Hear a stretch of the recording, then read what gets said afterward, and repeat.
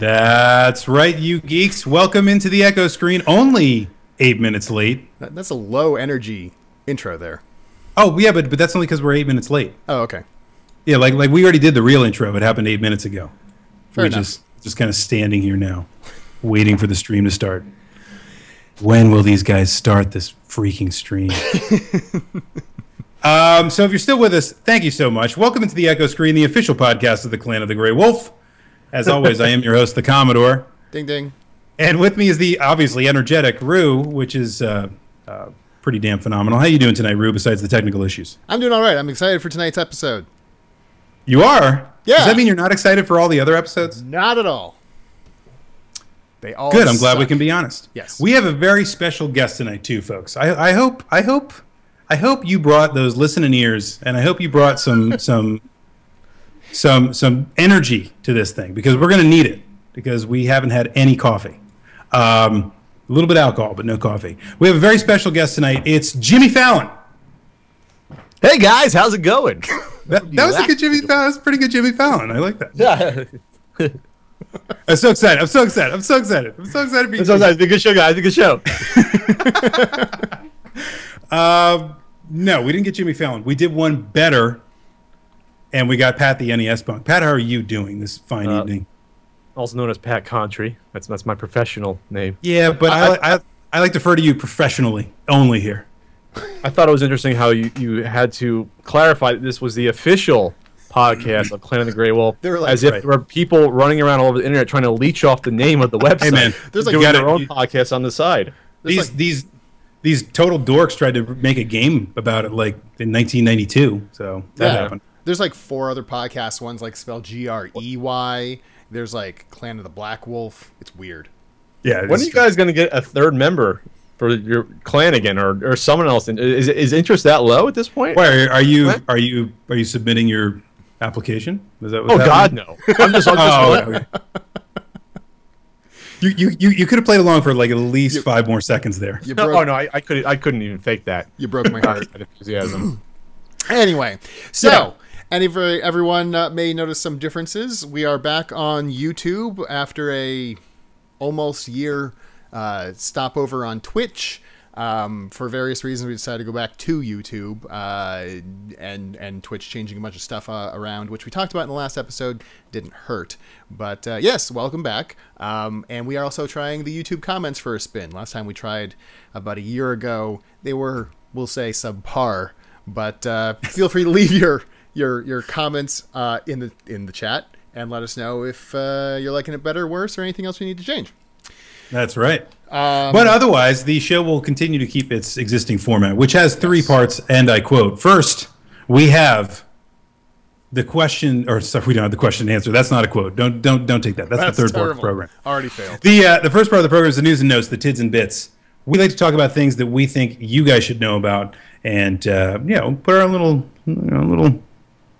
spin on it a little bit, if you will. I'm trying to make that sound sexy. Didn't work. Nope. I try to make a lot of things look sexy. Does not work. Pat, you ever tried to make anything look sexy?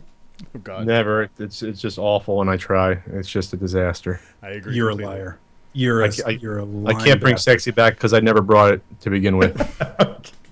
Okay, then. See, maybe I think I would be good friends with Justin Timberlake. You think he would be good friends with me?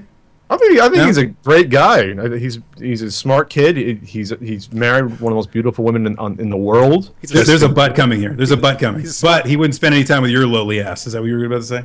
No, I think he would. But I'd probably murder him just for Jessica Biel. I mean, that's. Oh yeah. I like how you say he's a smart kid. He's what, like 40? Yeah. No. He's mid-30s, early 30s. Yeah. Remember, he started young. Yeah. He started 17, 18. So. I mean, I guess compared to Pat, he's young, but whatever. Youthful exuberance. Mr. I can run for president in the next election. Yeah, I might be able to. I might nominate him. I've been thinking about it. I could get I would campaign in Guam a lot and get that one electoral vote that no one cares about, You actually have a pretty good shot at that one. I don't know. Actually, I don't think Guam has an electoral vote. You're thinking of delegates for the party members. Anyway. Okay. We have news, tids, and bits. Yeah, we have news, tids, and bits. Thank you for keeping me on. What are you, keeping people on track tonight? You usually have the diversion camp. I allowed a 2-minute diversion, and then we got to get back. Justin's 33, by the way. Justin's a young 33. Oh, wow. See? I am surprised. Yeah. He's not that much older than you. He is younger than you, but older than us. That's right. Just to be clear. Exactly what I said. Not to make this personal. Yes. Then we move right along into the topic du jour. That is the topic of the day. And today, I love that. we're going to be talking about trolls. And no, not the kind of trolls that live under bridges, although they might come up as well. We're going to talk about internet trolls. Dun, dun, something dun. that Pat knows nothing about. Which is why we invited him. Yay! You invited me like yesterday, and I was like, "Oh, I'm doing this thing. Okay, let's do it." Someone must have been very drunk at Con Bravo. Yeah, I know. Remember when we told you not to say certain things? That was tons of fan requests at Con Bravo. You're just one of many. We're fan requests. Yeah, fan requests. They love my work. What a bunch of schmucks. Yeah, and then we'll get to the third portion of the program where everybody can ask the questions that are, just driving them on their minds. If you have any questions you'd like to ask us as in Rue, myself, ask Pat, because unless we really piss him off, he's going to hang around. Yeah. Or unless we take up way too much of his time, because we all know he doesn't spend that much time with fans. Yeah, well, people are going to bitch at me for not getting Flea Market Madness out in time. Well, I'm just going to blame you guys. Fair enough. That's totally fine. Hey, both of those any publicity is good publicity. Yeah, both those people will be very upset. That's right. They will be. See, now that was a little tit for tat there. I like what you did. Yeah. But we're gonna keep this clean tonight. Anyway, did you say a little Rue for Pat? No. So you should have. Anyway, I should have. That would have been a good thing, though. So if you'd like to ask a question of us, of Pat, of life, of video games, of Donkey Kong Jr. math, then please send us a question. You can actually tweet me a question at It's the Commodore, which I'm putting into the chat as we speak. Boom, and it'll show up there in about 45 seconds. And it'll be there. It'll be there. Just trust me. It'll be there. Eventually. Tweet me at It's the Commodore. I've already got a couple questions floating in, so we are primed and ready for that. So let's move into the news and notes portion of the program, gentlemen. Real kick us off. Okay, before we start, I unfortunately need to do this silly thing, this ice bucket challenge, which a coworker gave me. I'm not pouring an ice bucket over my head because I have a lot of electronics sitting next to me, so I'm going to make it quick and basically just submerge my face in a bowl of ice water until I can't feel it anymore, and then we'll be good. So ready? Are you going to tell? Yeah, okay, go ahead. Go ahead. And while I'm doing this, you people, you kind folks, you tell people what the hell this is, in case they haven't been living on the internet in the past week. Ready? Go! Isn't that why it's topical? It's only if topical. If there was ever a chance for an accidental drowning, this would be it. So basically, this has been storming the web to raise awareness for ALS, aka Lou Gehrig's disease, which is a very debilitating disease that I'm guessing doesn't get a lot of research for it, unfortunately. And is that his last breath? Are we broadcasting a live suicide? Is that what we're doing? That would be unbelievable. That would drive the ratings through the roof. I think you take one for the team. Yeah. Joey. Anyway, he's back. Okay, so sorry, go ahead. Yeah, so just in case you hadn't seen one, now you have. And if you haven't seen one, it probably means you don't have internet access until this very day. So, welcome to the internet. Yeah, so you can just look it up. But essentially, the idea is that you challenge people to dump a bucket of ice water. My mouth doesn't work now. A bucket of ice water over their head, and if they do it, then they have to donate $10 to the ALS Foundation, and if they don't, they have to do $100, and then they challenge 3 more people, and it becomes viral. And big celebrities have done this. So this is a weird. We were discussing this before, Pat and I. This seems like a strange, weird, peer pressure-y type thing to do. It is, however, a good thing. I think over this past month in fundraising, the ALS Foundation has raised like $15 million more than it did at the same time last year, and that's great. My grandfather died of Lou Gehrig's disease. I never got to meet him because of that, so it's a cause that I actually do care a lot about. So I'm not challenging any particular people with this. Instead, I challenge all of you at some point in this year. Please give something to a charity of your choice at some point. It could be ALS Foundation. Pat, with his friend Ian, do a gaming marathon for charity every year. I believe his is coming up in November. And of course, Commodore and I have our yearly charity marathon as well, which will also be in December. You could do any of those. You could just donate on your own, but it's important to donate to charity, so please do so. I bet you didn't think you were going to get that kind of knowledge on tonight's podcast, but you did. So go contribute some money to charity, folks. Yes. I have a news and notes thing I'd like to bring up. Okay. Which is actually news and notes, not just not just like something that's going on right now. So I got news today that *Halt and Catch Fire* is actually going to be renewed for a second season. That's exciting. I like that. I think it's pretty exciting. Have you watched this, Pat? No, I have not. Have you You're watched? just like everybody else. You're just like everybody else. No one else has watched the show besides me and Rue. *Halt and Catch Fire*. What channel is it on? It's on AMC. Do you watch Mad Men at all?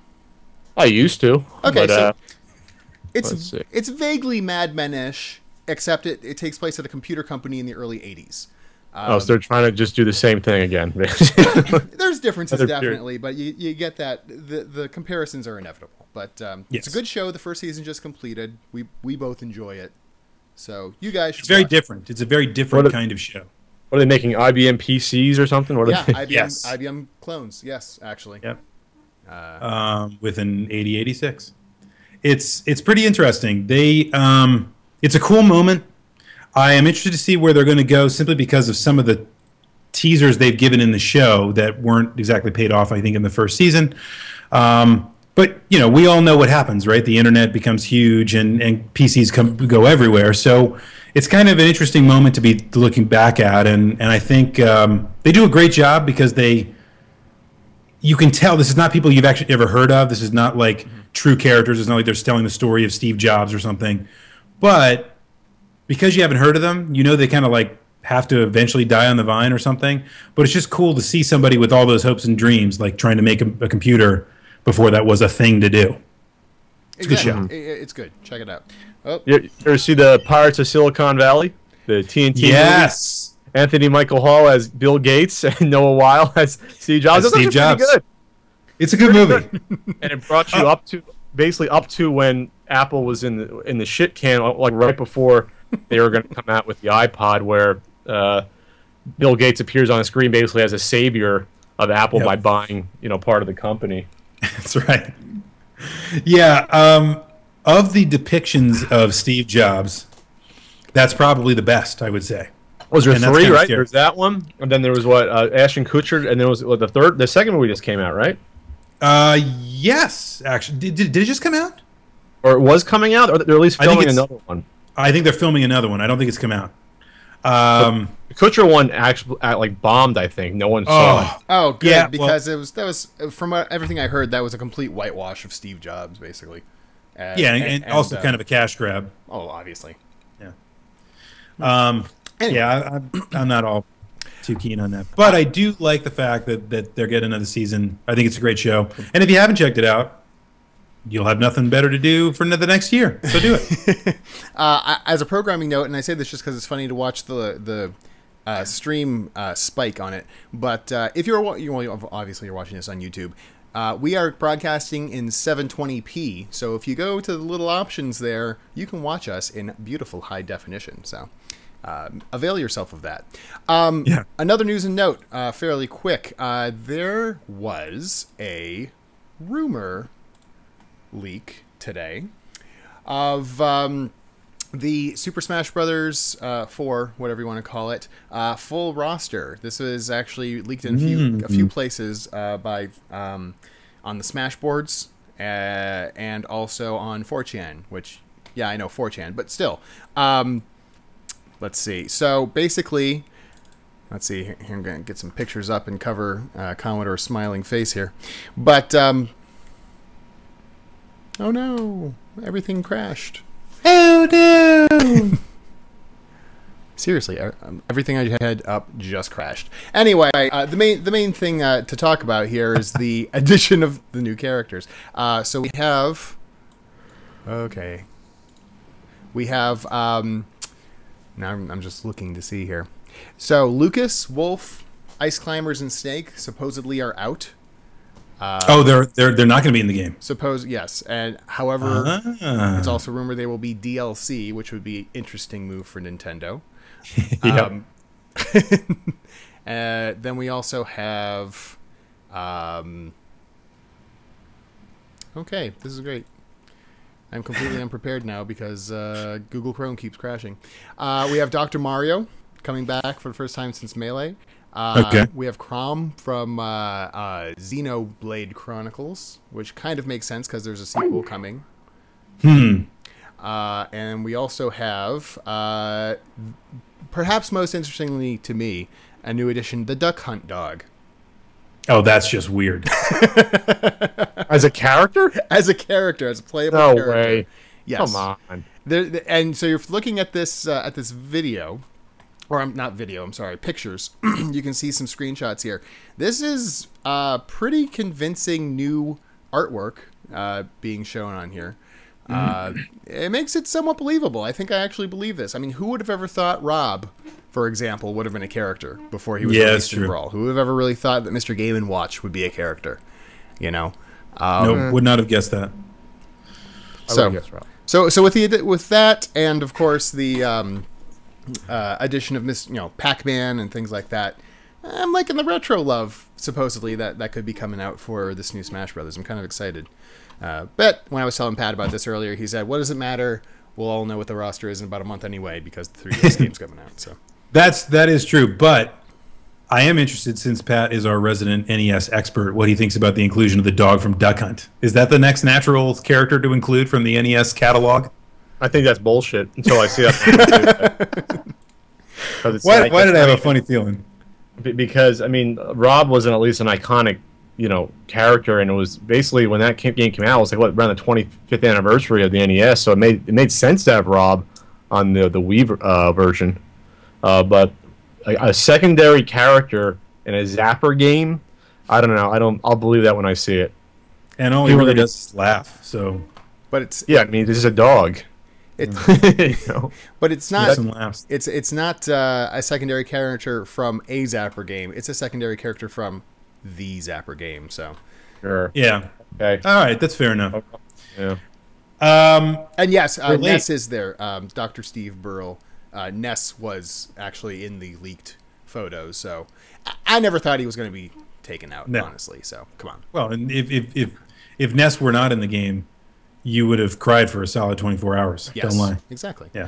All right, and then I feel we kind of need to talk about this because the internet's freaking blowing up about it. But okay. Yep. Whole so Zoe Quinn, who, if you are not aware, is someone who damn it, was a somewhat controversial figure before this past week, but it's kind of blown up. She is a game developer who created Depression Quest, which is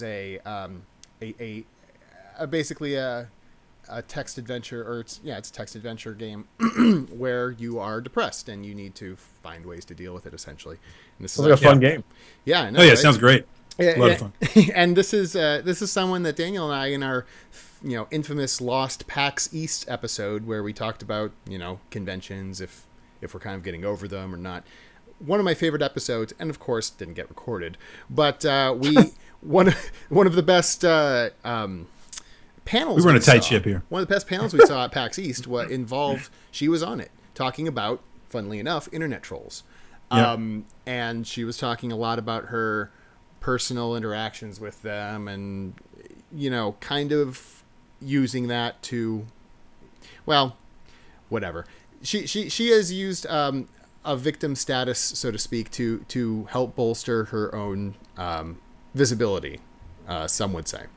Yeah, I mean, when she presented at that particular panel, I felt like it was a little heavy-handed about what her kind of motivations were supposed to be. It's not that I disagree with everything she said. I certainly didn't. I think she made some good points. But it also really seemed like she was just kind of tooting her own horn to, try to be the hero, if that makes sense. Yes, and we're downtrodden hero. Yeah, and we came away from it saying, like, okay, well, she was a good speaker and everything. We're not bad-mouthing her based off of that. No. But in the past week, in case you haven't heard, which, again, you haven't been on the internet the past few days, if you haven't, some news came out from an ex-boyfriend who released some blah, blah, blah information, and there's so many details that aren't even necessary to go into, but essentially that she cheated on him with several indie developers, and perhaps most disturbingly, a writer for Kotaku, who also had worked for Rock Paper Shotgun. Now, this raises some alarms for people because they say, wait a minute, here's an indie developer, and here's a guy that works for an online news outlet about gaming. Conflict of interest? ? Yeah, maybe. Well, and that's the thing. So I've looked into this. Kotaku released a statement. Stephen Totillo. Did they really? They did just a few hours ago, actually. Finally. Which they need to address it because we're not talking about whether we're not talking about her sexual infidelities, blah blah blah blah. Frankly, the acts themselves are her own business. I think we can just say she's not a good person, and frankly, a bit of a she's what's the word I'm looking for when you say one thing and you do another? Help me out here. You hypocritical? Hypocritical. Thank you. I think we can all go away saying she's not a very good person. That's why I'm here. That's what I do on this podcast. I give you words. Yes, but thank you. Exactly. But regardless of that, is this a conflict of interest? And Stephen Totillo says he talked with Nathan Grayson, who is the guy she had a relationship with, about this. And supposedly the way that the timeline works is he never actually wrote a review about Depression Quest. He did mention it in articles about indie games a couple times, once at Rock Paper Shotgun, once at Kotaku, and supposedly this was all before they had a relationship.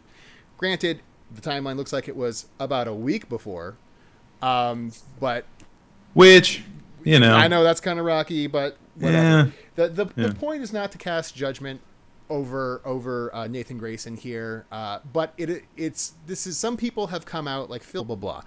Now, granted, I'm sure there are a few people that are like that, and that'll go very nicely into our troll comment or segment in a little bit. But right, it is not a bad thing to question, the journalistic integrity here. In terms of currying favor for positive press, you could be currying favor to squash any negative press. Mm-hmm. There you go, and that's also potential. Yeah. And so it's been alleged that there was this female, I think, Game Jam site that Zoe Quinn again alleged that she totally squashed it, and basically, I guess, added these people's personal address and name and everything, and then totally just said you guys are positive. That's not enough. It's totally still a breach of ethics to me. Yeah. It's totally a breach of ethics. Yes, and it's worrisome, and it's worth looking at, and it's worth discussing. Yeah. It's not fair. It's not fair or intellectually honest to just shut down discussion and say, you're a misogynist, we can't talk about this, you're just trying to hate her because you hate her. Well, that's a totally other discussion that I'm not sure we have time to get into. Oh, certainly not. However, if you would like to hear more of particularly Pat's thoughts on it, you can watch the Completely Unnecessary podcast, which you guys start doing at midnight, essentially, Eastern time? 12 a.m.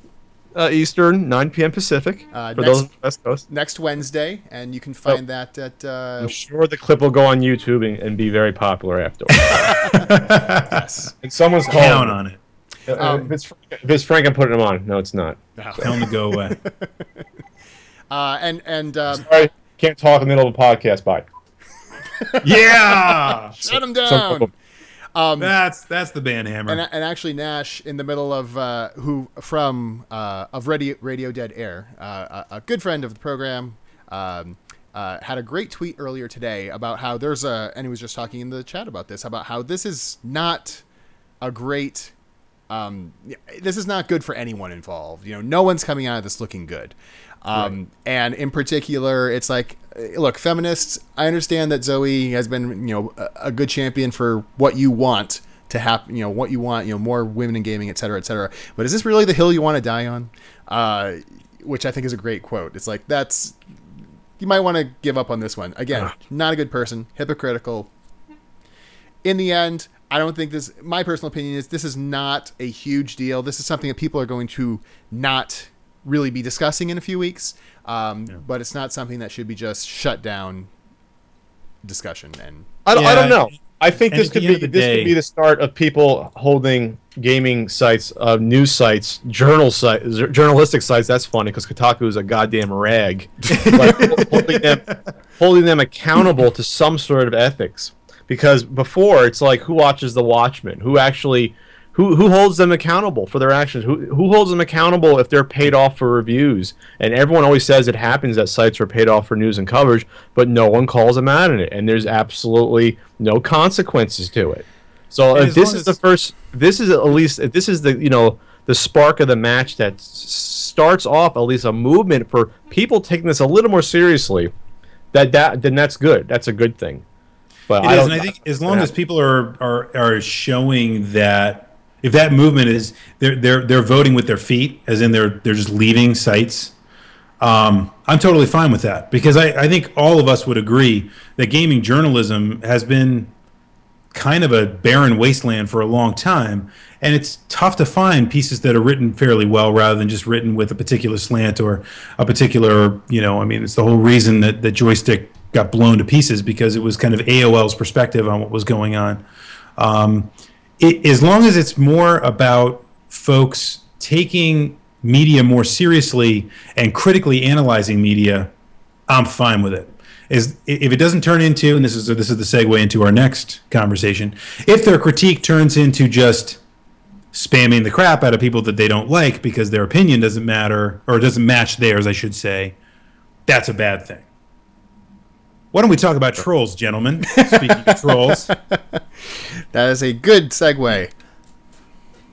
So please go ahead. I mean, I think we wanted to talk about trolls for a while, and it's good to have Pat here too, because I think it's always good to get more, another perspective on this. But we went to the aforementioned PAX East talk, really about trolls, and there seem to be a lot of diverse kind of thoughts about how to deal with trolls, what trolls are, so on and so forth.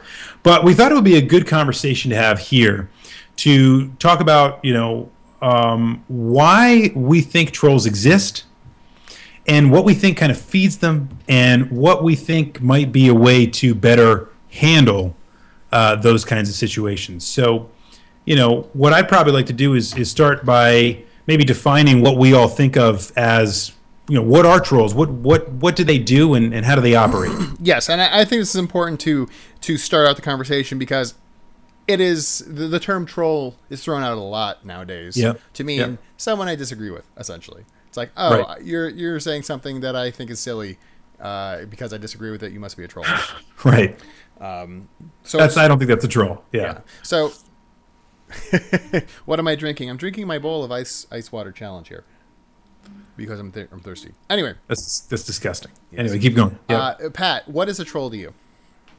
Okay, a troll is someone that goes out of their way to post something to get attention, usually negative, and just doing it just to get attention, not for any sort of healthy discourse, not for any sort of critical sort of analysis. They're doing it just to get their rocks off, basically, just to cause trouble. Now, that's not to say that you can't cause trouble inadvertently, which you can. You can also be a troll, I believe, if you have a discussion with someone reasonable, and then if you keep coming at it and you don't know how to basically end the conversation, and you become nasty. That's also another type of troll, when they just keep repeating the same points over and over again and realize, okay, you made your point, dude. Enough's enough. I don't want to listen to it anymore. I don't have to. I've heard it 8 times. So that's another type of troll. Yeah, or a spammer or a griefer. Those are different kinds of, trolls per se, that might not be kind of, I think, what you so aptly put, which is somebody that basically goes out of their way to kind of put something out there that is just trying to get a rise out of everybody by virtue of what the content is really all about, right? Someone's trying to talk about X, you just throw out there Y just to see the shitstorm kind of blow up in front of you. That's a troll. I like the way Brian puts it in the chat. They're essentially attention whores. Like, that is the purest form of an attention whore. Someone looking for attention. And that's why the most common piece of advice with trolls is, don't feed the trolls. don't pay attention to them, et cetera, et cetera. But what do we think about that? I mean, so that's that, Pat. That's kind of. I mean, what do you think about the idea of just don't talk to them and they'll go away? I think that doesn't work. I think it makes it worse because you are giving them even a little bit of power just to have their comment out there. I mean, I've seen it happen on websites. And Joey, we disagree on this. We've gone back and forth this on Retroware, where you're like, let them dig their own grave. The problem is though, is that discourse discourages any actually positive and constructive discourse, because you have to deal with all the bullshit around that and people getting responded to by some asshole, and so then maybe they don't want to have any discussion at all and they stop commenting. So I disagree that I think you should just let it stay there because of that alone. I think you're empowering these people that are just seeking attention by letting their comments even be there when not all of them, but the vast majority are just seeking attention for whatever sick reason that they need to. That's my so why do you think, Rue, that they shouldn't be fed or that they should be ignored? I just, my personal feeling is if you ignore them, don't pay attention to them. I mean, that's what they want. That's what they want is attention. If you do not quote unquote feed them, it'll die on the vine, and no one will be no one will be hurt essentially. And granted, I think that takes a thick skin, especially for quote unquote internet personalities that many don't have. I'm not singling you out, Pat, for this. I'm thinking of other people in general, or in particular. Like me, for example, I have you're such thin skin, incredibly thin skinned. I just every single word I just hang on. Oh, he didn't like my video. but I mean, if some people just like will obsess over a douchey comment and just be like, and they'll go back and forth, and it's just like, it's not going to get anywhere arguing with the troll. In my mind, it's a waste of your time. It's a waste of your energy and your emotional state. It's just a pointless exercise to me, and I'd rather just ignore it. I think I'm kind of in the middle. I could see both sides, because I love what Pat talked about with, I think sites should be about encouraging good discourse and bringing out, good, intelligent conversation, which is, let's face it, a rarity among media outlets these days. Just talked about basically. Yeah, being able to have a diversity of opinions and to be able to sort some of those ideas out is a good thing. And a lot of times trolls divert and hijack the actual topic of conversation from what's intended. Right. Yeah, I don't see any. I mean, I'm talking about. We got into this before, where I wanted to. When I was moderator on Retroware, there were certain people I wanted to ban because I felt they were just causing trouble, and I think Joey didn't want to. And it's like it's not just that they try to troll one thread. They'll keep coming back to other threads and repeat their same. It's not like they're just there's a difference between someone. You have to be able to tell if it's a one-off, or maybe someone's having either like Joey kind of alluded to, a bad day. They're having some sort of issue that in the moment. And I've responded to trolls on my website and on YouTube, and a good chunk of the time, when they see a response, maybe it hits them that, okay, maybe I shouldn't act like that big a douchebag, and they'll have at least a more reasoned response after that. But there are some people where that does not work. And at that point, to me, it's like trying to have a discussion with a drunken, homeless person outside in the street. That to me is what it's like. I'm being reasonable with you, but your state of mind's not even allowing any sort of rational discussion to occur. So why am I even bothering with my time at that point? But I think to Rue's point, the end of that, the rational end of that vein of thought is never try to have a rational conversation with an irrational person. So, correct. And don't engage, right? So my allegory then is, okay, I'm not going to engage that person. They're going to follow me down the street and drunkenly yell at me, even though my conversation's already over with them. Yeah, and I have to deal with that. And that is someone our 2319 just said in the chat is like, well then what do you do when they basically do something that you can't ignore, like they're DDoSing a stream, or they dox you or something like that. Like they put stuff out like, hey, well, you live at blah blah blah blah street in blah blah blah Saskatchewan. It's like stuff that could actually. How did you know I live in Saskatchewan? Well, you just look Canadian. I'm sorry, I didn't mean it. I take it back. Okay, thank you. Hurt my feeling. I have such thin skin, remember? And that's a good question. It's like, what if someone's doing something that could really, it's not just trying to hurt your feelings. It's something that could actually harm you or someone else. Then what do you do? But I think there's something different between something that is a legal threat against somebody, right? Because it's we're talking about legality there when someone makes a threat at you or starts publishing your own personal information without your consent. That is a legal issue, rather than somebody that's just trying to get a rise out of a community, or is just a griefer, or is spamming you just to shut you down. I think we've been very lucky at the Clan of the Grey Wolf because the discourse has been largely phenomenal, but we've certainly had our share of people in chat rooms and otherwise try to hijack things and take it over. Of course. I mean, holy crap, we were freaking broadcasting the marathon of Rule 34. We got every kind of person in that chat room you could possibly imagine. Yes. And it was impossible to control, and control is what we're all trying to, what we all wish we could do in a perfect world. But then again, the fact that we have that community is we want to relinquish some of the reins of control. And the reason why I side back, I'll swing back a little bit toward Rue's position is that I think one of the reasons why it's worked well for us is because we have such a great community of people that when someone comes out there and says something, they get beat down. And if they try to pull out a bigger hammer, we have people with even bigger hammers than that, and we have more of them. And it just kind of, it might, to Pat's point, it might be a game of whack-a-mole, but we all can wield the hammer to be able to bring those people back down. So you're saying wield a figurative hammer, not wielding the band hammer. Correct.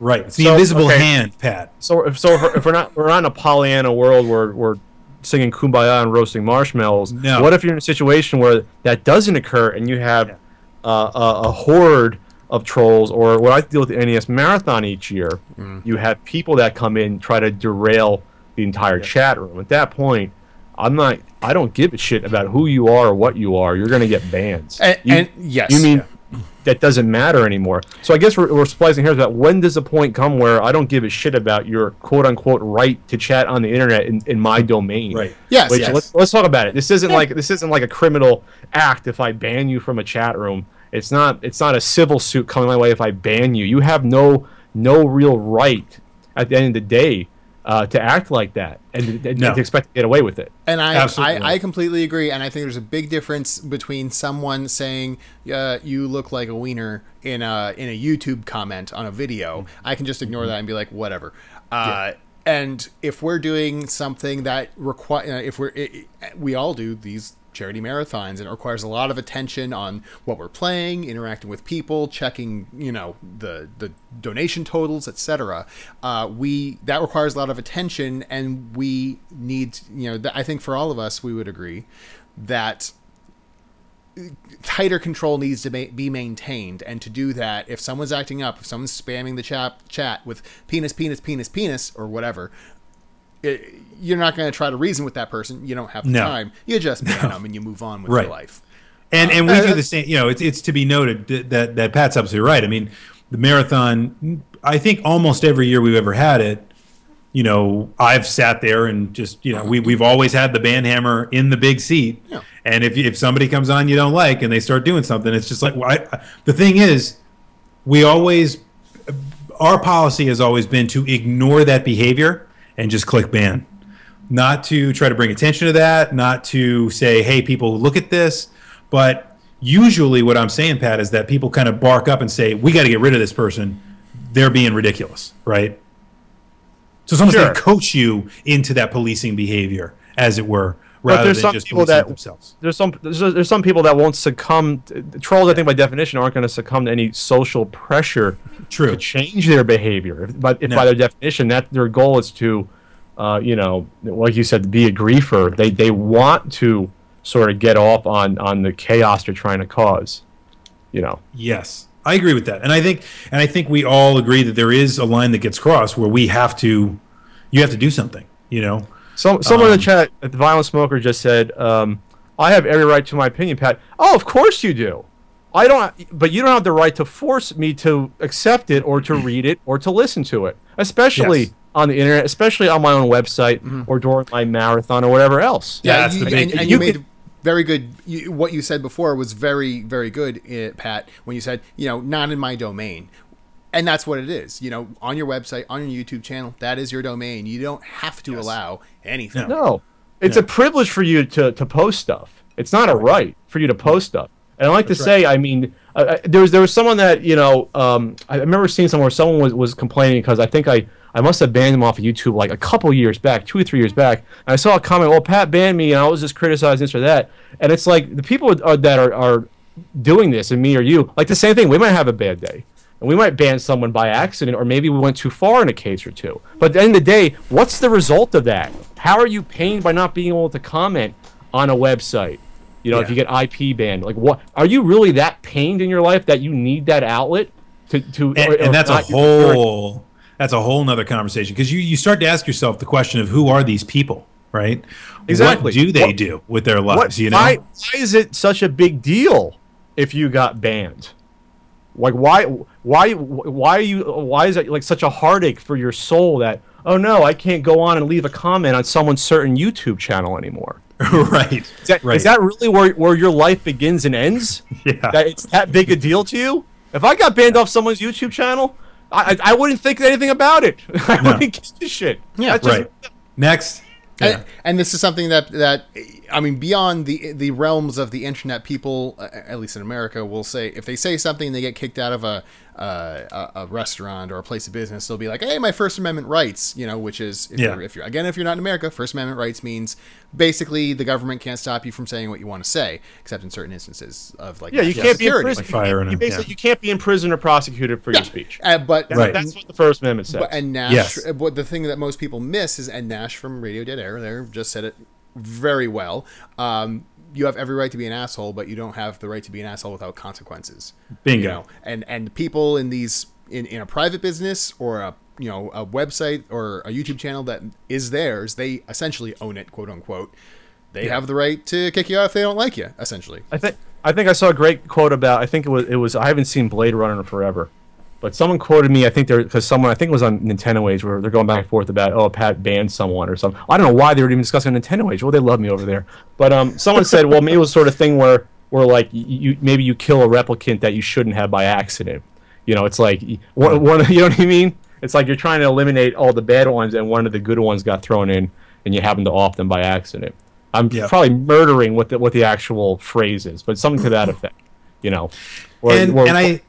Or one of the good ones get taken out with the bad, and you know what, that happens. But you know what, it's not life or death. It's just leaving a comment on the internet at the end of the day.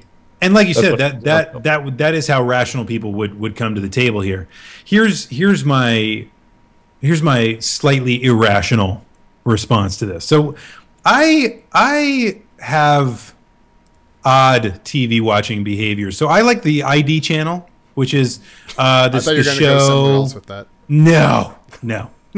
Yes, definitely, but no, not this episode. That's the next one. That's the next episode. Well, maybe, who knows? But anyway, so the ID channel is all about like people that kill other people, and then like doing the kind of recreations and showing how like the police caught them or didn't catch them or whatever. I'm like addicted to this shit. It's kind of a problem. Anyway, I watch all the shows on there like obsessed. And like all these shows that are on there that are very much about like the trolls of the world, because it's very much about trolls who go and like get obsessed with somebody, and then because they get banned 3-4 times and they're still like, they go call police officers, they go try to do whatever they can to get that person's information so they can continue to harass them. That kind of stuff is what I'm really scared of. And I think that's what you were talking about, right, Joey? Where you have somebody that actually threatens your person. Yeah, and the thing is, though, and I want to... It's so tricky. It's so tricky because it's hard to tell the nuts from the just... That's my point. Really kind Watch of the ID channel. Yeah, you can't tell. They're just regular people.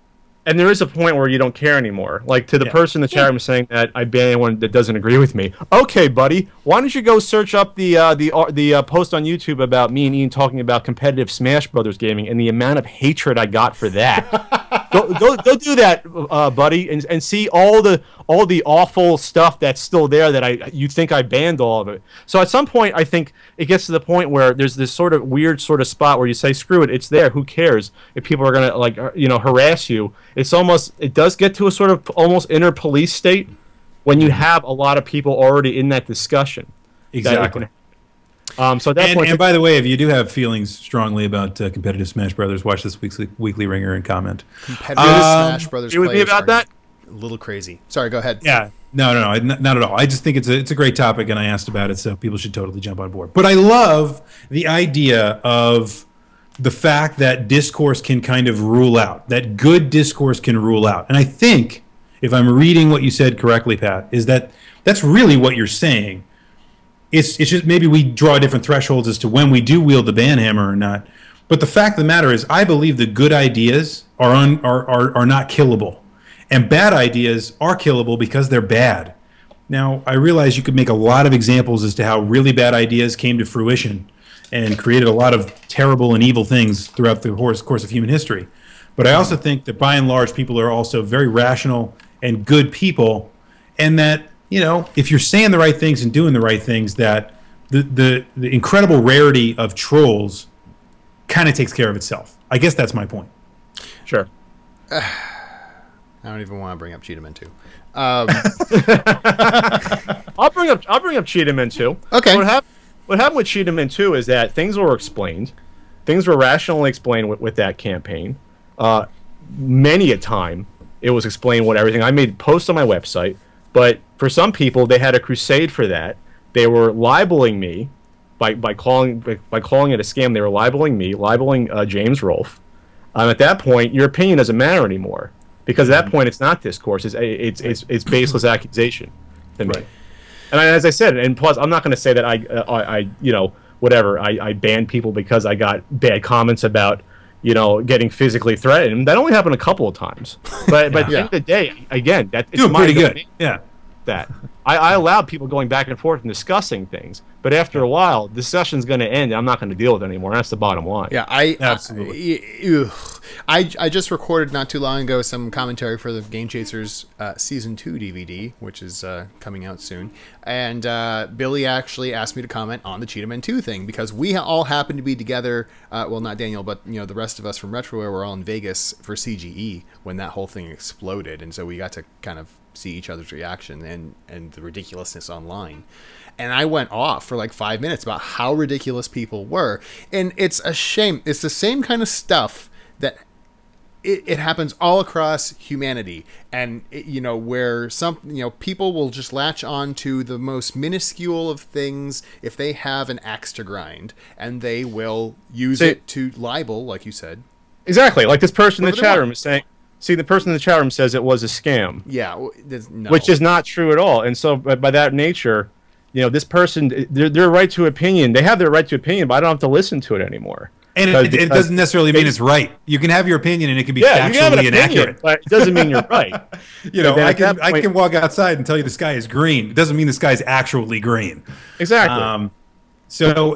I think we're all kind of going to the same place here. I mean, at the end of the day, we all do this in part because we like to be able to present ideas to an audience. And somebody said before, the idea of me being kind of horribly optimistic. Well, maybe I am optimistic, but I think I'm also something else, which is that if you quantifiably look back and look kind of at the ideas that come out of communities these days or websites, and I'd like to think that Pat and us are included in that, right?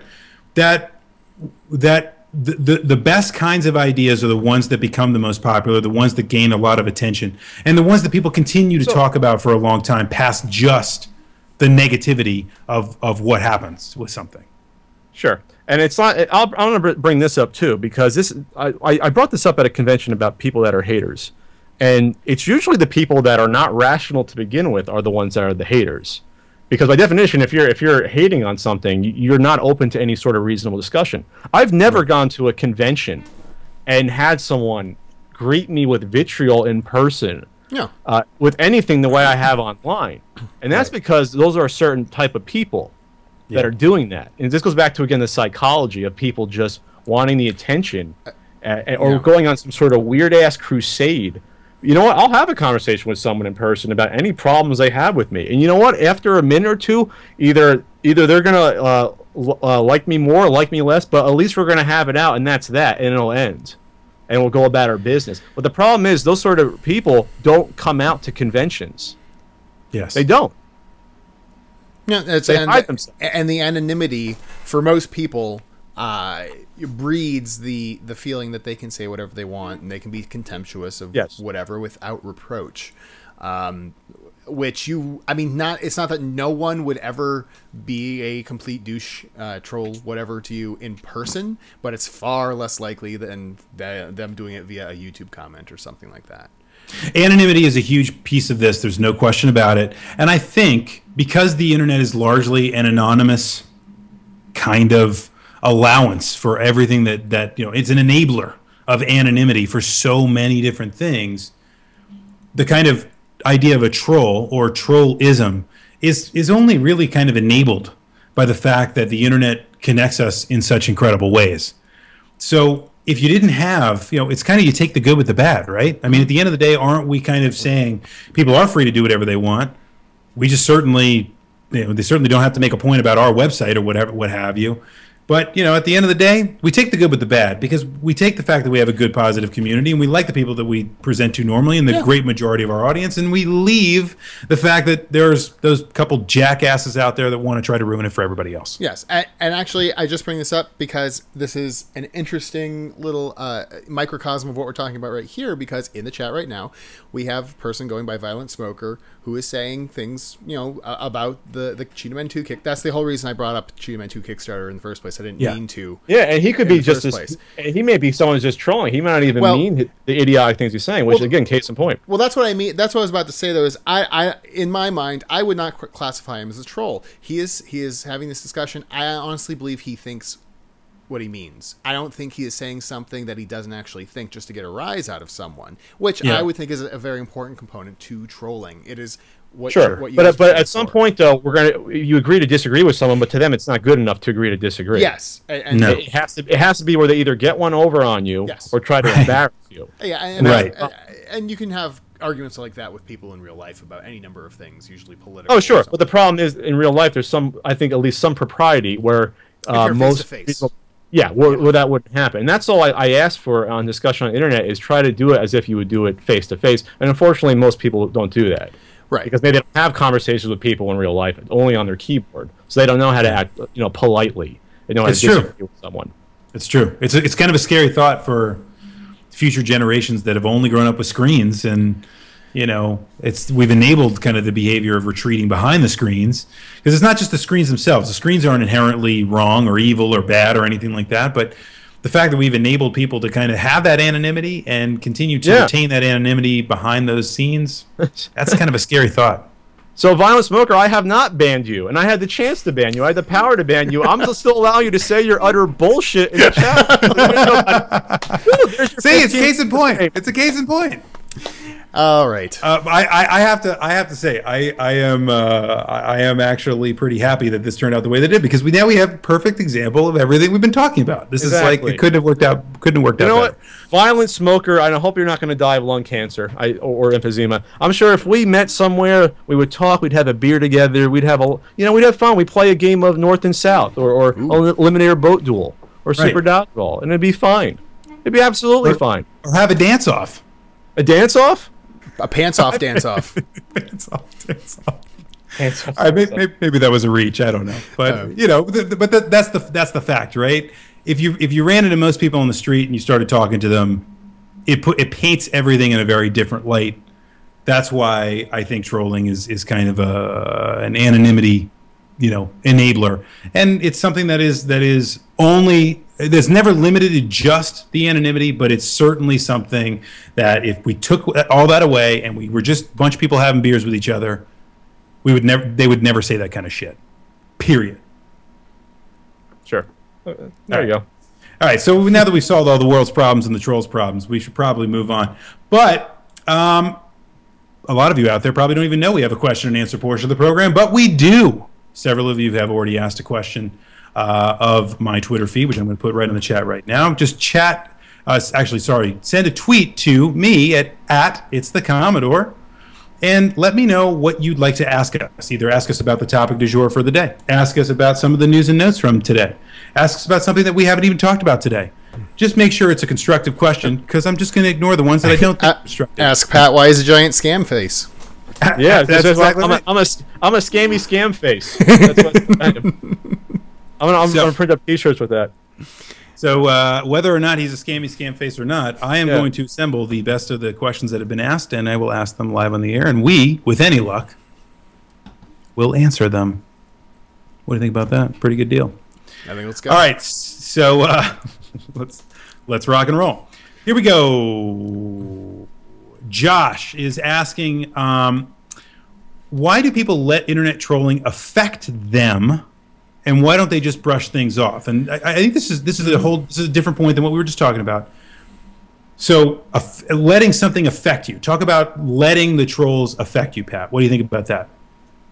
About what? Sorry. So yeah. So the question is, why do people let internet trolling affect them? Do you think? Well, I think some people do, some people don't. The fact of the matter is if I see someone that leaves a horrific comment in a video for me, you know, I'll decide, okay, is this person worth even trying to respond to? If not, I'll respond to them and see maybe they're joking and come back later, or I'll just whatever. If it's really just harsh and over the top, and if it's using, you know, either violence in it or, you know, bigotry or whatever, I'll just ban them or whatever else. The fact of the matter is, within 5 minutes, I've forgotten about it. Yeah. I can't tell you any story of any individual that I had a bad encounter with on the internet and remember it 2 weeks later.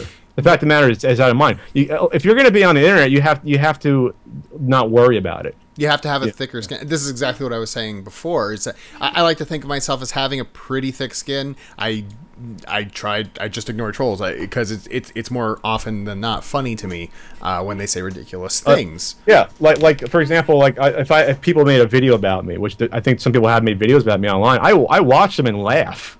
I'm like, this is hysterical. That's someone putting in the effort to talk about me on the internet. I'm like, this is funny as hell.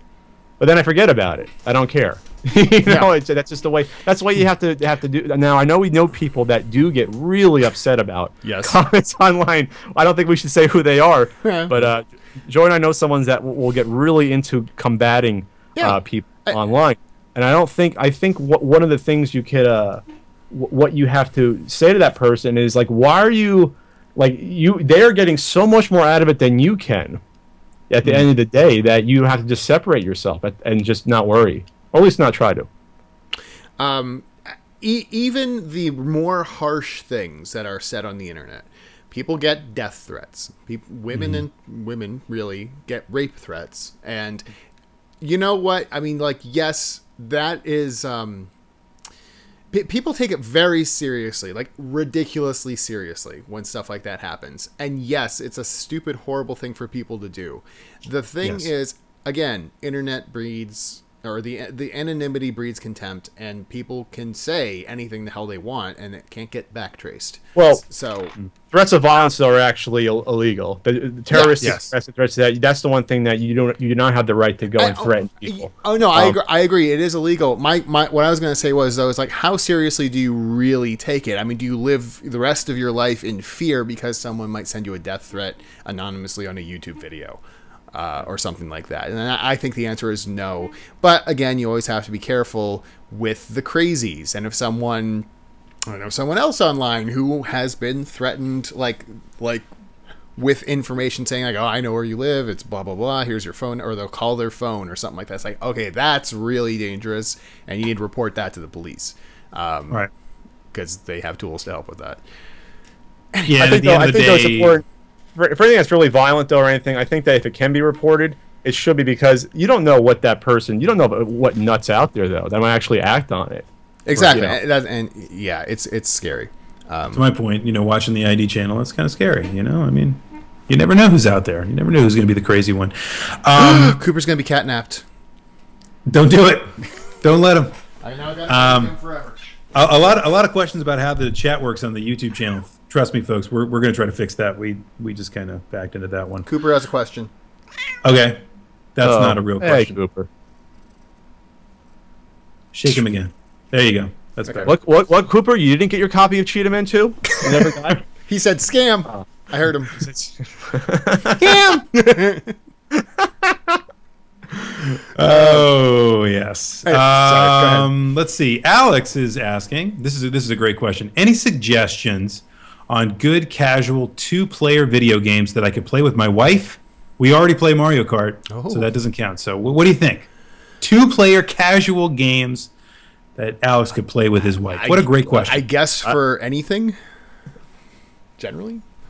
I can think of them. Oh. The most casual of casual games. He did say video games. Oh. That doesn't necessarily destroy what you said, but I'll just hedge it by saying that. Casual game. Does it have to be? Does it have to be a video game or board game? Is playing a board game with a significant other, is that romantic or is that kind of cheesy? I don't think it's either. I think it's definitely geeky, but it's geeky. It's geeky. You know, but that can be good. You can play a board game. That's fun. It's a good date night. Couple glasses of wine. Well, it sounds like Mario Kart. If he has Mario Kart, I assume he means Mario Kart 8, and therefore he has a Wii U. So, there are games like, Super Mario Brothers Wii U. That is a multiplayer game. That can be fun because you interact with other folks. Nintendo Land is an okay 2-player game, but honestly is a really great party game. Like, every time I have people over for like 4th of July or something like that, bust out Nintendo Land and everyone has a lot of fun. What is the new like Wii U sports game? Is that out yet? Yeah, Wii U Sports Club or something like that. I haven't tried it, but it's probably good knowing Nintendo's. Because I mean, I know it's a cliche, but God, did people love playing the original Wii Sports? Oh yeah, Wii bowling all day long. Absolutely. Like, I remember when I first moved to San Diego, I got invited to some, like, you know, just house parties, whatever. And you had people that, this is why it sold 1 billion units, 1 billion consoles. People were playing, like, the Wii Tennis and Wii, you know, basketball at, like, a wine party. They had it on their LCD on the wall. It was, like, the weirdest thing when I saw it. I was like, wow, this is why this sold 1 billion consoles. Because people just get into it. It was the same thing with I had parties where we put Rock Band up in a corner, not because Rock Band was the focus of what was going on, but people would just kind of, actually at that point it wasn't even Rock Band, it was just Guitar Hero. There was no Rock Band, but people would just go over to the corner and, you know, jam out a couple songs which played music for the rest of the party, and everybody else just kind of sat there and did what they were doing, right? So, you know, there are good kinds of casual games that I think can blend in like that, but I'll throw something else out there. I think I talked about this in a Weekly Ringer a long time ago, but I think some of the best multiplayer games are actually not multiplayer games by design. So you can actually get a game that's fun for everybody to kind of play together as a team, or kind of, you know, pass the controller kind of a mentality. I know, like we used to play like Super Monkey Ball, where, like, you know, we'd all sit there and watch somebody try to finish something. We'd all be screaming and cheering for them to finish, and then of course something terrible would happen, and then it'd be like, screw this, I'm never playing this shit again. And when you would never play again, but you passed the controller to somebody else for them to try, and by the time it went round another time, you were ready to go and give it another go, right? So that's true. That's a fun multiplayer game. It's not multiplayer, right? Yeah. And actually, you know what? I was thinking about Super Monkey Ball not too long ago. We had a lot more fun with that game than we probably should have. Yeah, it's not even that fun of a game, but it's a hell of a casual game. And anybody can play it, so anybody can just jump in and play, which is why I think Alex is talking about a casual game. Yeah, NES Remix is also a very good one. That's not really a 2-player game, but you can pass back and forth. It's a lot of fun. Yeah. How much was that? $30 game NES Remix? It's 15. Is it 15? Yeah. That's a nice price point. I might have to jump on that. I got NES Remix for my Platinum Club Nintendo prize, and I liked it so much I bought the NES Remix too, which is even better. Damn. I just had the gold one because I didn't get it. I get to like download like Kid Icarus for the NES. Well, it's like, wow, good for you. Yeah, at least you don't have that one. I still have to decide which of the freebies to get. I have until the 31st to select whether I get Pikmin 3, or I get Wind Waker HD, or the new Super Mario Brothers, or whatever the other choice was. So there you go. I have a question for the chat. What free Mario Kart 8 game should Pat get out of the Wind Waker and the Pikmin 3? I think it's probably going to be between Wind Waker and Pikmin 3. But the thing about the Wind Waker is that it's I already own it, but you never played it. Exactly. So I just play the one I have already on the GameCube, right? Why don't I just do that? That's why I got Pikmin 3. anyway. Oh, You're going to see the answers coming in just about 15 Oh yeah, they're all annoying. There's just something weird that just turns me off about buying the same game again. I just try not to do it.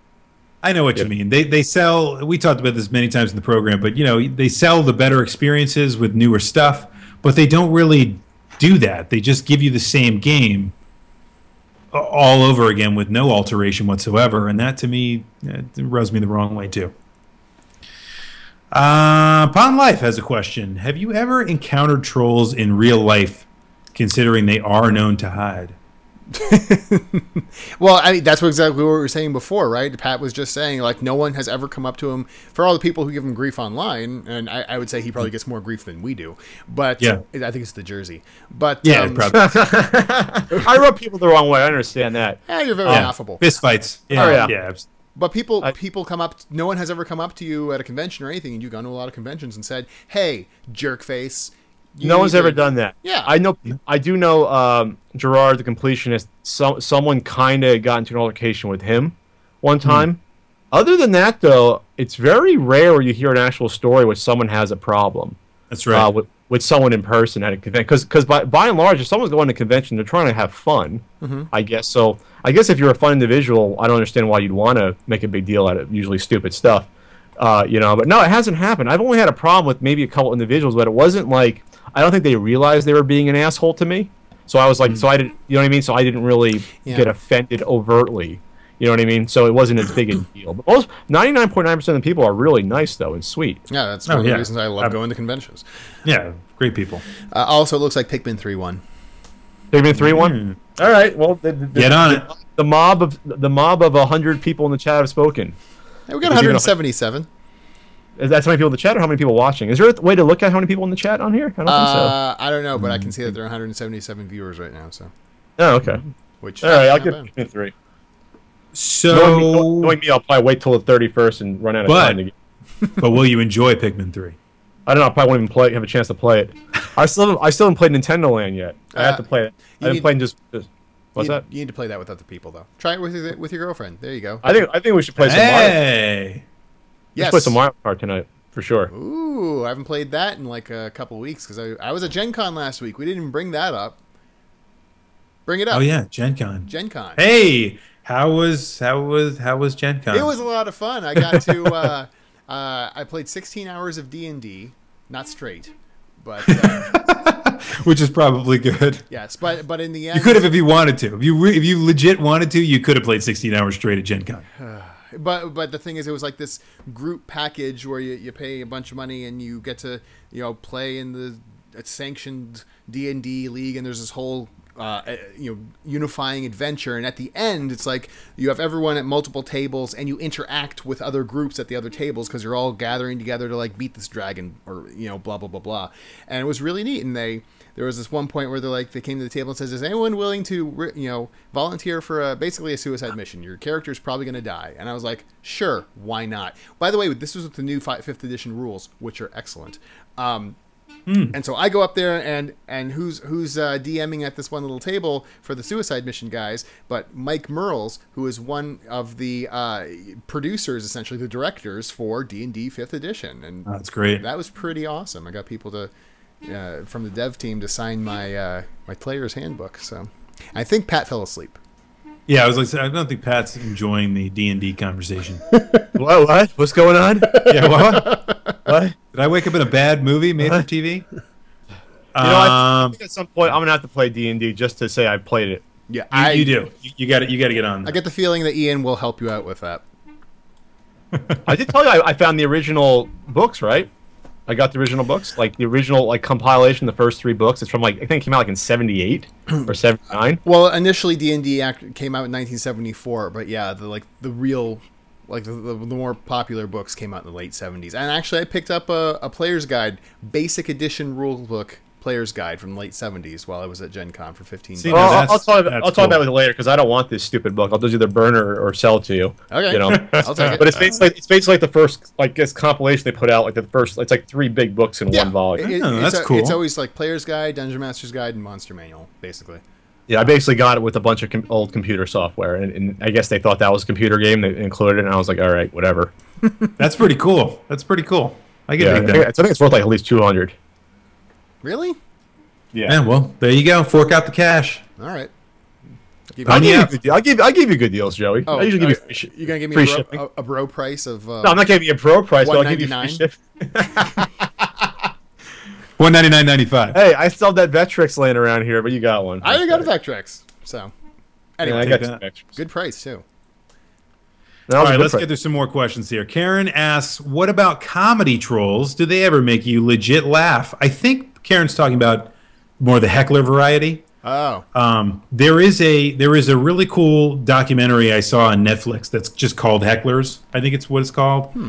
And it is awesome because the person who made the movie, and I forget who made it. It's been a while since I've seen it, but they go around to some of the more famous stand-up comedians today and kind of ask them what they think about hecklers and how they deal with hecklers.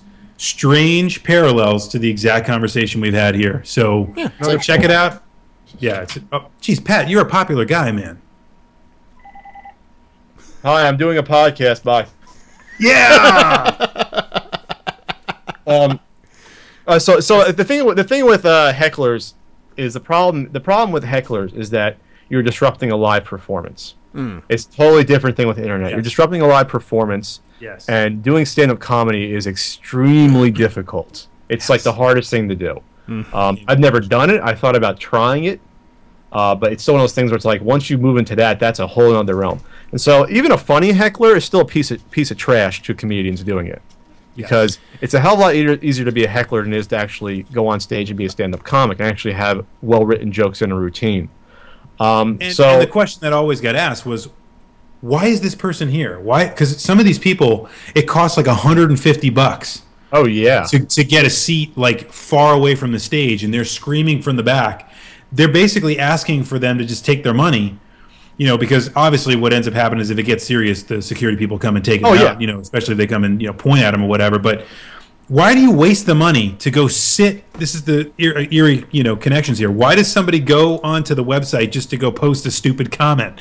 Why does somebody go spend money to sit there and heckle someone on stage? It doesn't make any sense. That is the highlight of their entire existence. That is the most people will ever know about their pathetic lives. That's what it comes down to. I hate to say it. And good comedians will try to deal with hecklers. They'll try to be nice about it. But if they're recording a show, some of it, like Louis C.K., some of it'll end up maybe in some of the live shows. But at some point, though, if they don't stop, you got to yank them. But it disrupts the entire show, and it's extremely selfish to the rest of the audience. Parallels to the show. That's all I'm saying. Let's see. DTX 180, good friend of the program, asks, this is a great question. What is the best, Joey, you already know my answer. What is the best 90s Jim Carrey movie? Oh, jeez. I knew it was going to be that.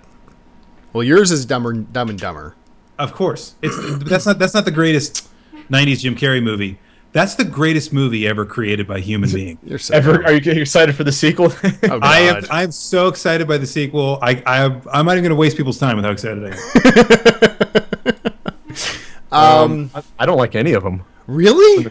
Any 90s movies? Any 90s Jim Carrey movie? I was never a big Jim Carrey comedy fan. I just wasn't. I just thought it was just too much. I don't know. I mean, I sound old. Yeah, I was old when I was a teenager, but I never liked like Ace Ventura. Like, it's the sort of thing where in Living Color, where you get to see him for like 3 minutes be funny, that's enough. But I don't want to see him do that for 90 minutes. All right. So you think you know a guy? If this was all Jim Carrey movies, I would probably say something like, and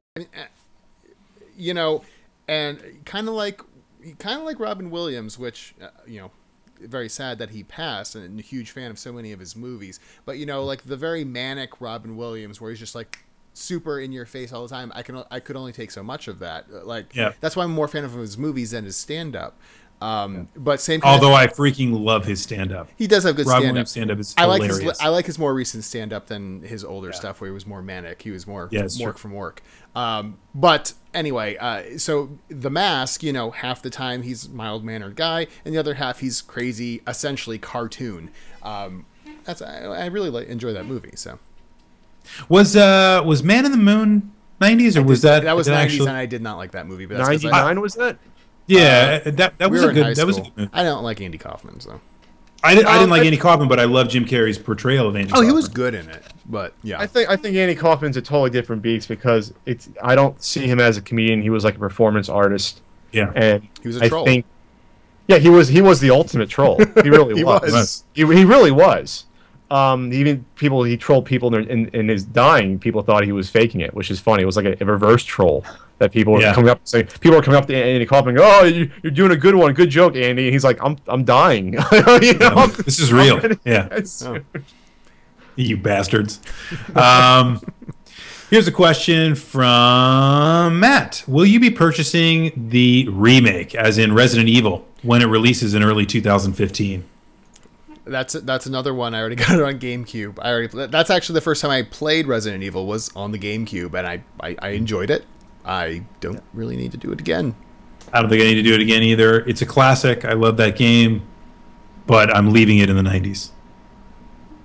Pat? Enough with HD remakes. Just okay. He's put the kibosh on it. Are they going to do shot-for-shot remakes like the Psycho remake where, all right, well, we shot it in the 60s, we can do it in HD now, we'll just reshoot the same movie. You know, it's ridiculous. Let sleeping dogs lie. It's fine. You know. Nice. All right, well, I'm going to wrap it up now. We're running long anyway. But Cameron asked a lot of really great questions. I'm going to throw the one that I like the best up here. Months later, is the Commodore still watching Doctor Who? No.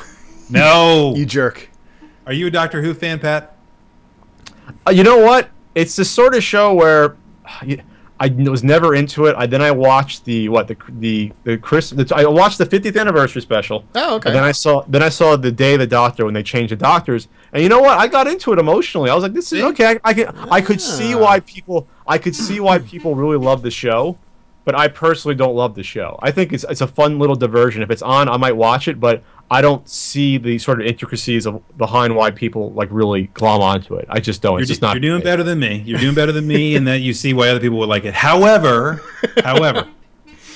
I just say that I actually am borderline kind of interested in the newest Doctor. I was going to say you should start watching it with the new Doctor because I think you'll like it more. It looks a lot more kind of calm and more kind of controlled and more like he's like a doctor than Robin Williams. Yeah. Well, Peter Capaldi, I guess, is a renowned actor, and he's actually appeared as another character, I think, in one of the Doctor Who's. But he's right now, he's the really villainous French Cardinal in the really good BBC Musketeer series that's on right now. I implore you to check it out. It's a really, really well-done series, and he's like the main baddie. And he has some gravitas. I think it'll be interesting. I will watch it with him on it.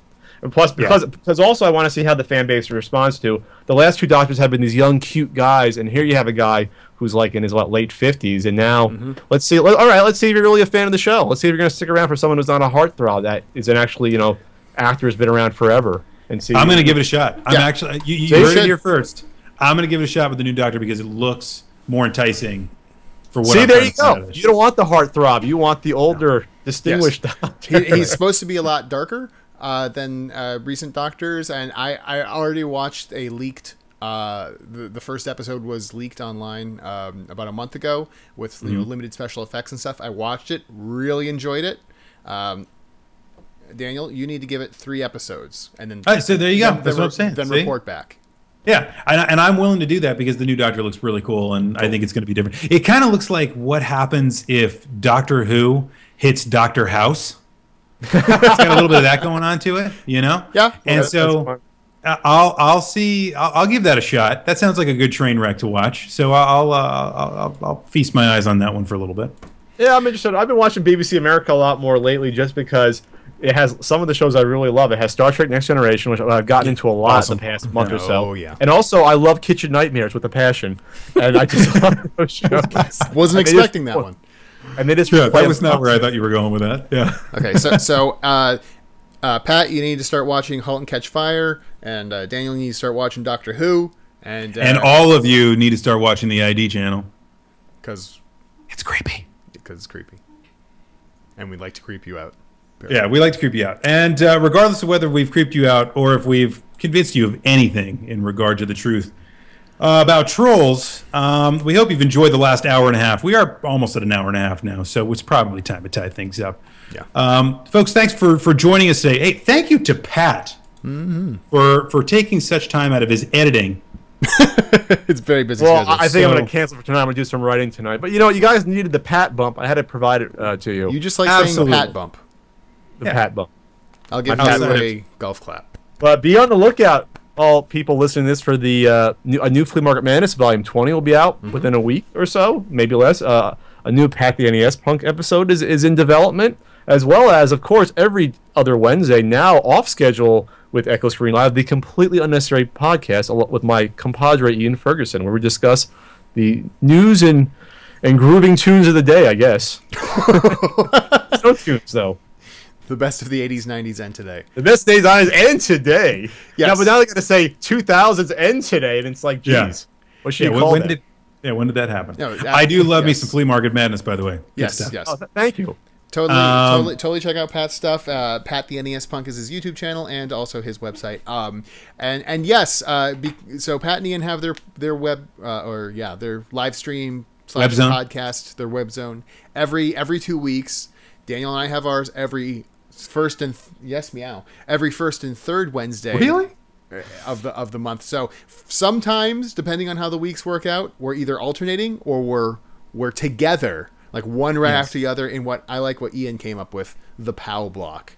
So. Yes. So basically what it amounts to is that they're lazy and we do 2 more podcasts a year than Echo Live. That's what it comes down to. And then we take the money and run to the beach and sit margaritas.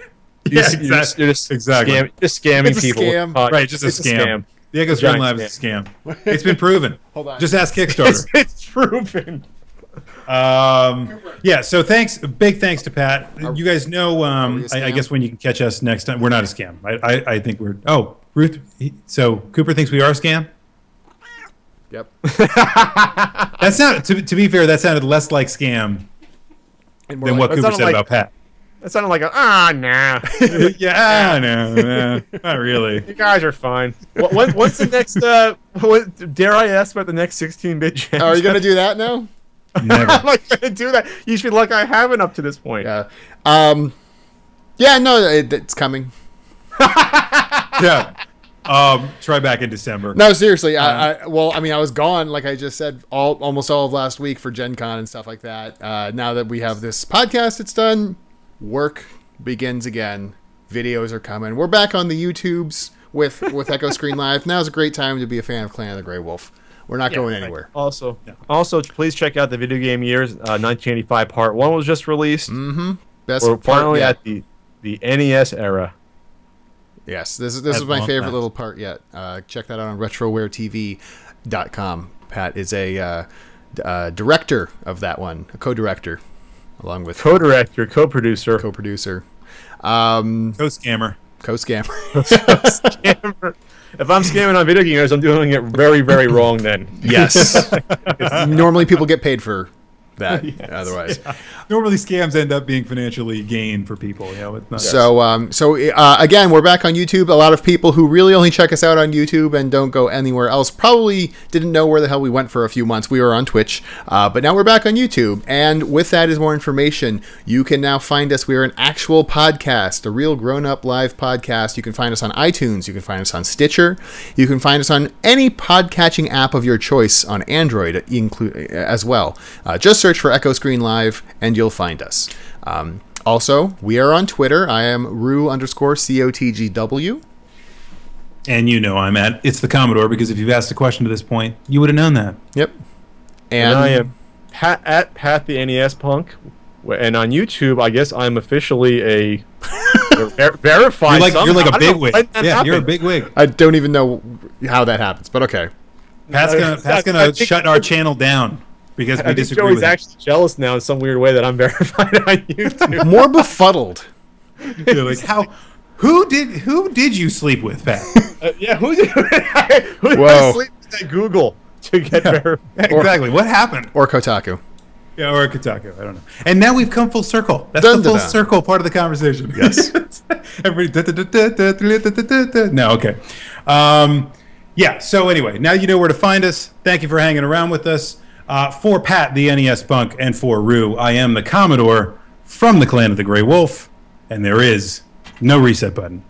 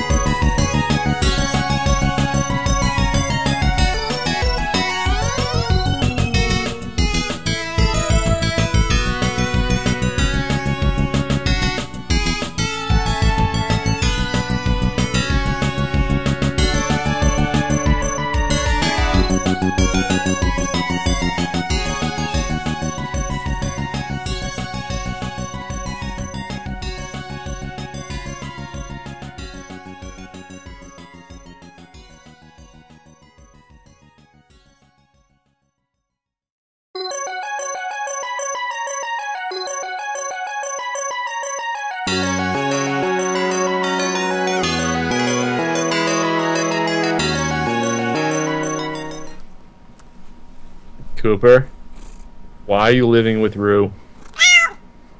Yeah, I know rent is tough right now in your area, but I think you have to leave. You really should just get the hell out while you can. This guy's unstable. He just plays JRPGs on 16-bit systems all the time. Yeah, I do agree that ActRaiser is fun, but that's not technically an RPG, Cooper. Okay, Super Bonk was on the Super Nintendo. Why are you changing the subject for? We're not talking about platformers. This is just awful.